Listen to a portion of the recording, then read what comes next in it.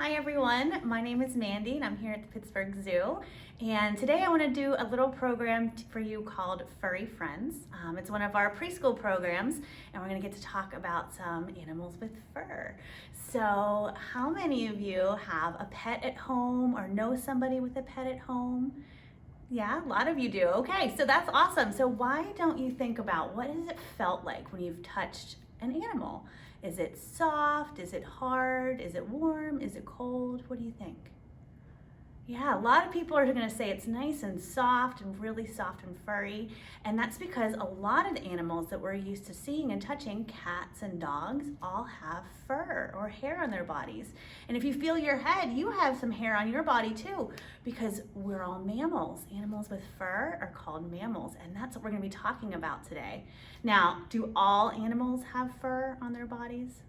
No, not everybody does, right? So there are some animals, let's see, how about an animal that looks like this? What is that? It's a bird, right? Does anybody know what those are covered with?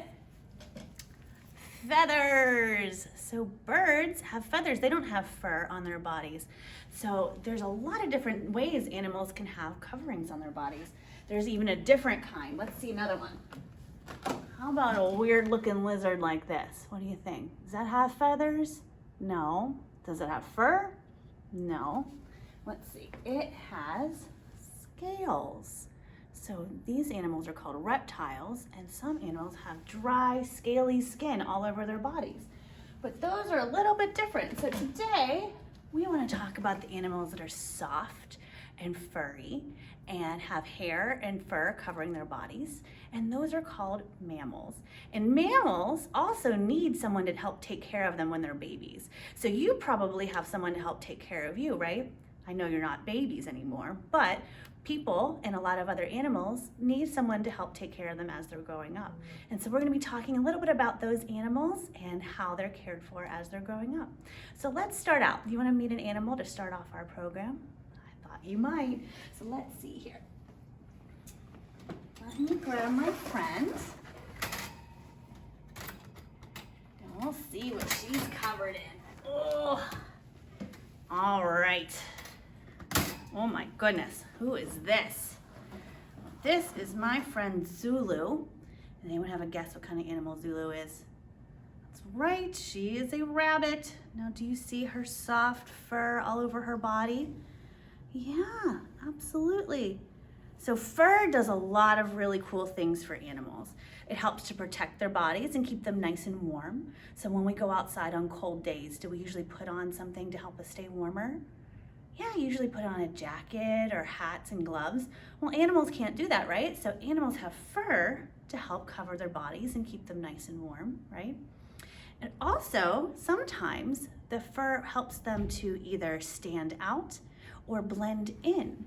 Now there's a big word that means to blend into your environment. Some of you may have heard it before, and the word is camouflage. Now, do you think Zulu here would camouflage very well? No, not very well. She's pretty bright. She would stand out where she was in her environment. But there are some animals that we'll talk about a little bit later that definitely do blend in using their fur. Now, rabbits actually use their fur to help take care of their babies. And this is a really great time of year to be talking about how rabbits take care of their babies, because this is when you might actually find baby rabbits in your yard. So what mama rabbits will actually do is she'll actually get some fur out of her neck here and put it down in the grass, in the ground. And then she'll have babies and put them right there in the nest, and then mom will leave for the day. So oftentimes people will find baby rabbits in their yard and see no mom around, and they get really, really worried, and they think the mom has left. But nope, she just goes away so that she doesn't draw any attention to her babies, and she leaves and she comes back with food for them at the end of the day. So if you ever would find little baby rabbits, just kind of leave them alone. You could even put a little tiny leaf or something on it just to see if it was moved, just to make sure mama does come back the next day. But usually they're usually okay, because moms do always take care of their babies and they do come back for them. So if you take a look at her body here, she has some really cool things you can tell about her just by looking at her. So her ears, do you see how big those ears are? What do you think she uses those ears for? Yeah, she can hear really, really well. It helps her to hear everything around her. She can actually turn them in all directions. She'll go up and down and all around. And these eyes, you see her big eyes on the side of her head here? Now they're on the sides of her head instead of in the front like ours are. And that helps her to see all the way behind her. If we were to have eyes on the side of our head, we'd be able to see way back behind us, which we can't do, right? So she can, and it helps her to stay nice and safe. And she also has these big, giant, fluffy feet. See those feet? Aren't they cute? Oh my goodness, yes. And that helps her to hop away and get away really, really quickly, because she's the type of animal that other animals like to try to eat. So she likes to know if there's anything dangerous around her. It would help her get away. Now, she is a domestic rabbit. She is a pet rabbit. She's one that would live with us. So like I said, she doesn't blend in to the surroundings outside. But if you go in your yard and you see rabbits outside, what color are they usually? Usually brown, right? Yeah, and that brown helps them to blend in and camouflage to the ground and the shrubs and the grass and the trees and everything around it. And that's what a lot of animals use their fur for as well.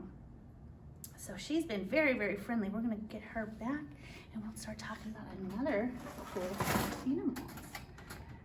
All right, let's see here. All right, Zulu, thank you very much, friend. Oof. She's a little heavy.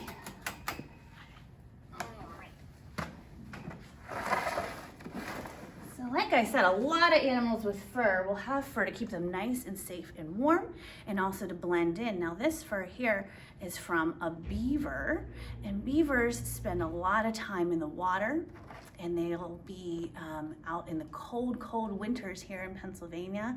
And so they're nice thick fur, keeps them nice and warm. And as you see, it is nice and brown, so it does help camouflage these animals.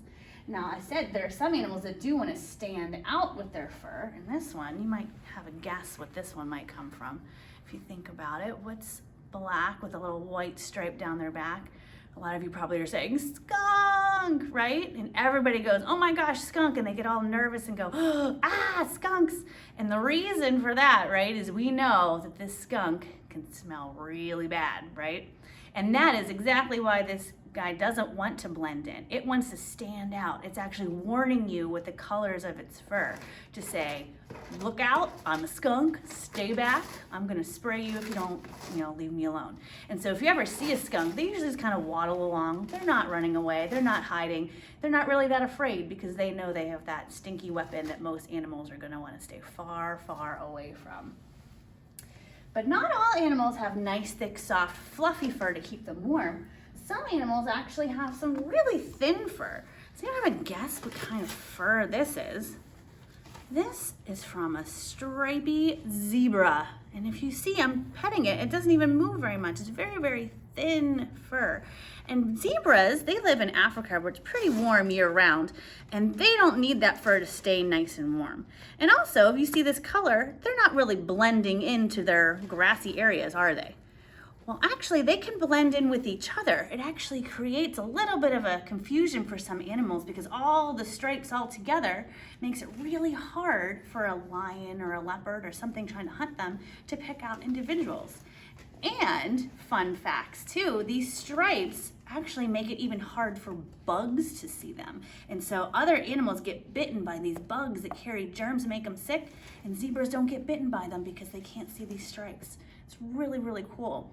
And my favorite fact about this is it actually helps to keep them cooler because the stripes warm up at different temperatures just because of the way the sun hits it, and actually makes a nice little wind on their little bodies. So it gives them a little fan in the African sunshine. So it's a really, really cool adaptation just with their fur on their bodies. Now, some animals you would not expect to have hair and fur also have hair and fur. Who is that? Who's that? Yeah, it's an elephant, one of my favorite animals in the whole wide world. And it doesn't look like they have much fur on their bodies, does it? It looks like you can see their skin kind of wrinkly all over their bodies, right? But guess what? They do have hair. They are mammals, and they have hair actually all over their whole bodies. You can see it better on their tail, but it's all over their bodies. And let me show you a little bit. This is actual elephant hair from one of our elephants here at the Pittsburgh Zoo. They'll lose their hair just like we do. Sometimes you ever get a bath or something, a little bit of hair comes out. they'll do too. But this hair is really, really thick and really, really wiry. It's really kind of hard to tell. It almost looks like something, you know, like plastic or some sort of wire. And that's what their hair is. It's what it feels like all over their bodies. So it's really kind of interesting. Not all animals have soft, fluffy fur. So the next animal we're gonna meet is a really cool animal. And this one also has really weird fur that is not soft and fluffy like our first friend. Let's see who we have here. Whoop. All right, this one I'm going to use a towel to pick up because you'll see why in just a second.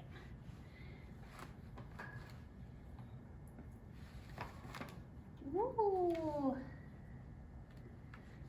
Here's my friend. Oh my goodness, look at this little friend. This is Raj, and Raj is a tenrec. It's called a lesser hedgehog tenrec. Now he looks like a hedgehog, right? Do you see those spiky hairs? Yeah, he's got really thick, spiky hairs. It's kind of prickly if I touch him. So it's not soft and fluffy at all. It's actually kind of pinchy when you touch. It's not actually a hedgehog, even though it has the name hedgehog. They have the name hedgehog in their name because they look like hedgehogs, but they're not hedgehogs.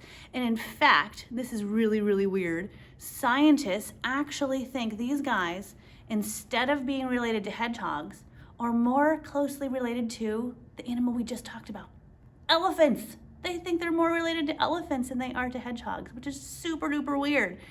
But they do the same kind of thing as a hedgehog. If they feel afraid, they just kind of curl up in a little ball around that, and they use that really spiky hair on their bodies to protect themselves, because you wouldn't want to eat anything super sharp and spiky, right? That would kind of hurt. And these animals know that, and that's what helps to protect them. So they just kind of move along the ground. These guys are from the island of Madagascar. Some of you may have heard of that island before because there's a movie by that name. The animals that live there are a little different than in the movie. There's not any lions or giraffes or zebras or anything like that. But there are some weird little creatures like lemurs and tenrecs. And this little guy would live there, and they love bugs. That's what they're mainly going to be eating. So they're just kind of cruising along the ground, looking for bugs, using that little snout. You see them sniffing around, kind of sniffing and smelling. They love little smells, and they try to find their food. And that's all they're really going to be eating, is just kind of little bugs, little animals, things like that. Pretty cool. And look at the color on that. Do you think he camouflages? I think so too. If he's going to be on the ground a lot, moving through grasses and shrubs and things like that, I bet you he would camouflage really, really well. Yeah, you can see him using that little sense of smell there. Usually if they have a little, oh, what are you doing? Hey, don't do that. If they have a longer nose, you can tell that they usually have a really good sense of smell. And you also see he has kind of big ears for his body, so he has a good sense of hearing as well. Yeah. All right, so we're gonna put him back and keep moving on. See a little bit more about these animals. Oh, goodness. All right, there we go. Ooh, sorry, stuck in a little towel there. All right, so we talked a little bit about how mammals need moms and dads and other family members to take care of them.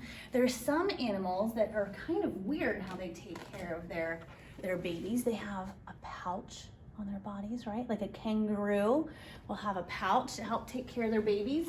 There's actually an animal right here in Pennsylvania that has a pouch just like a kangaroo. It's called an opossum, and they have little babies in their pouches for a while, and when they get too big, they go out on the back where mom will help take care of them.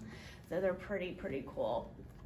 There's also another really cool animal that is a really great parent, and that's a sea otter. Now, sea otters spend their whole lives in the water, and the sea otter moms will keep their babies with them all the time.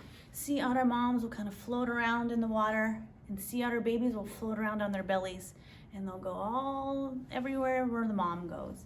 Now there's one place the sea otter mom can't take the baby, and that is to go look for food, because sea otter moms have to go all the way down to the bottom of the sea to pick up clams and crabs and other shellfish. And little baby sea otters, they just can't do it yet. They're still too small. They can't swim all the way down there, and their hair is extra fluffy. It makes them float even better. Did you ever use like a beach ball or something in the bathtub and you push it under the water, it goes poop and pops right back to the top? That's kind of what a baby sea otter does. So mom sea otters have to find a way to take care of their babies when they're going down and looking for food. So sometimes your families have to leave you with a babysitter, right? And sea otter moms do that too. But do you think their babysitter is another sea otter? That would make sense, but it's not what they do. Instead, they use a plant to help babysit.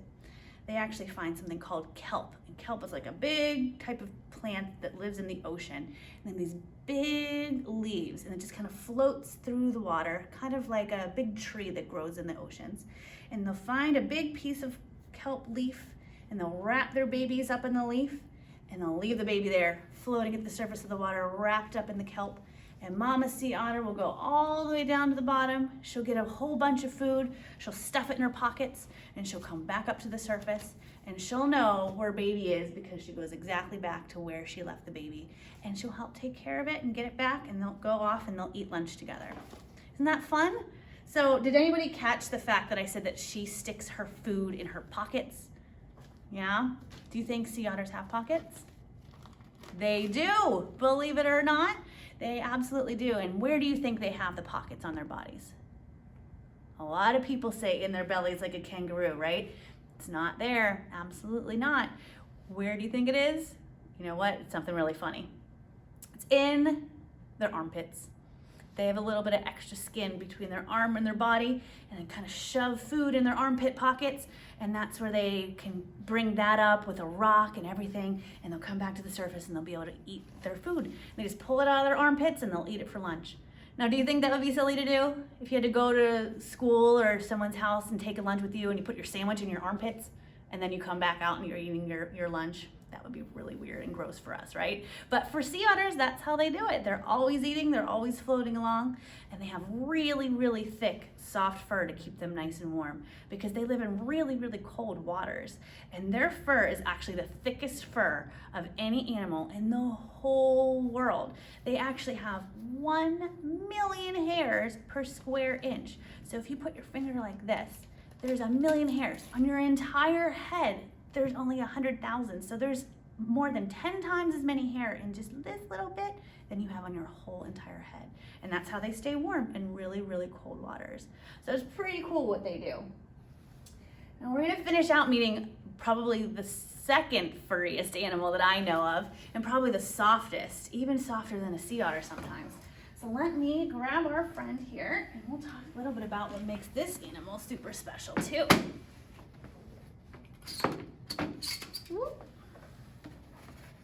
Okay, so here's my friend here. This is Mouse, and Mouse is a chinchilla. And if you see, look how thick and soft that fur is. It's super duper soft and fluffy. Very sweet, very cute. And so that sea otter, like I said, they have very thick, soft hair to help them stay warm in the water. Well, this animal is exactly opposite. They have really thick, soft hair, but it has to stay dry. So these guys would live in a very dry place, and their hair is designed to not ever get wet. So if they can't ever get wet, how in the world do you think they take a bath? Any guesses? Well, they don't lick themselves. A lot of people guess that, like a cat would lick themselves and clean themselves up. That still might make them a little bit wet, so they don't do that. What they do instead is they roll around in dust. So do you think your families would let you take a bath by rolling around in some dirt outside? Think that would be a good idea? No, probably not. But that's what these guys do. What they do is they find some dust and they roll around in it, and it goes in their fur and it collects any extra oils that are in their fur, and then they just shake it off and then they're nice and clean. So it's pretty cute. But this stays nice and warm in a very cold climate because it's built for staying nice and warm. Now, if you look at their little body here, does it kind of look like a little gray rock? Does it kind of look like that? Yeah, so this animal will be perfectly camouflaged to where they're found. They're found at the tops of mountains where it's really dry and really, really rocky. Now, what else can you tell about looking at this animal? Remember I said if you can see big things on their bodies, they use it for a lot of things, right? So do you think those big, dark eyes can help them to see very well? You think? Yeah, it helps them to see really well at night. And check out those ears. Oh my goodness. Those ears are as big as his whole face there. It helps him to see really well, just like that rabbit did, right? And you think those big feet help them the same way to hip hop around just like the rabbit earlier? Absolutely, they're big hoppers. And if you see this big old tail, this is a tail that's used for balance. So if you're hopping around on rocks, it would help them to keep still and keep steady so they don't fall off a rock. Has anybody ever walked along on a balance beam or on a curb or something? You put your arms out to the side to try to make sure you don't fall over? Yeah, and that's exactly what this guy is doing with his tail. He just puts it up and kind of helps balance himself. And he has those cute little whiskers. You see the whiskers kind of moving along over there? Yeah. Those whiskers are really interesting types of hair, but those hairs help him to feel where he can fit, where he can squeeze his little body into the little rocks and crevices and things wherever he lives. So if he was running off and hiding, he can know if he can fit in between the rocky spaces by feeling it through his whiskers. So he's got some really cool adaptations to allow his hair and his fur to keep him warm and safe and dry and tell him where he can fit. So it's a really cool thing for him. All right, it's a pretty cute little friend, huh?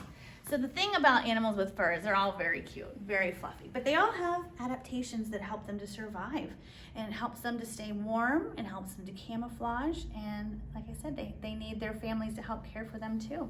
So hopefully you had a little bit of fun, and hopefully you learned a little bit of something with us today, and hopefully you're having lots of fun at home with your families on these days off from school, and hopefully whenever we're able to come on back, you'll come back and see us and meet some of our friends back here at the Pittsburgh Zoo. Thanks, guys.